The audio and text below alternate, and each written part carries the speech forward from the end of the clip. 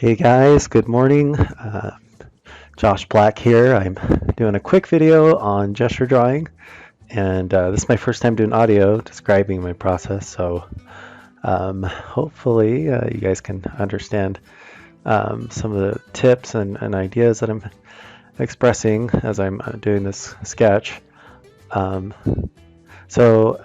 you can see here, one of the first things that I do is I block out the basic construction and gesture of the head, and I mostly try to just put down a simple circle to show the mass of the cranium, and then I'll gesture out the jawline and put down the gesture of the neck muscles that connect the skull to the pit of the neck.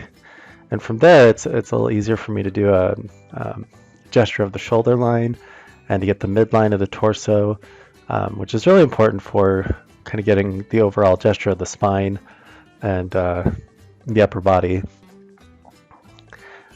And then after that, I'll start blocking in the main directions of the limbs, the legs, and the arms.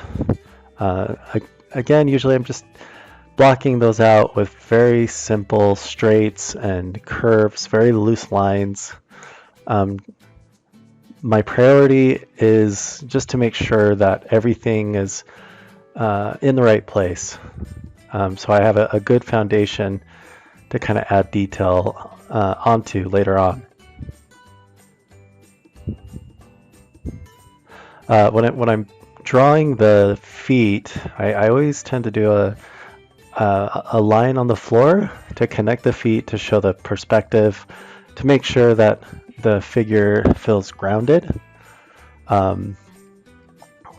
Otherwise, if your feet are not drawn in the proper perspective, and one's higher or lower than it is with the actual figure, your figure drawing will have a sense of weightlessness, and it won't feel right. So that's pretty important.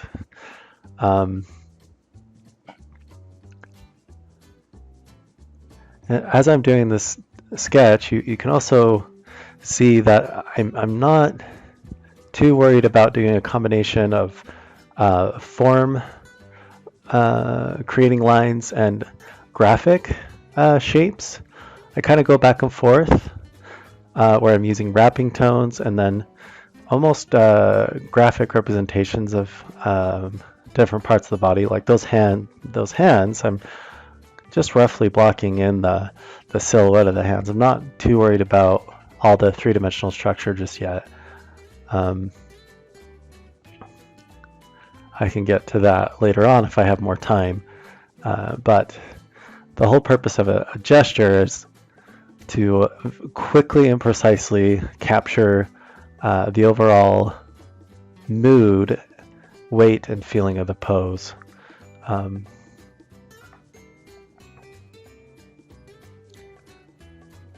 And I've always been taught and have strived to have good line economy when I'm drawing, to use confident lines.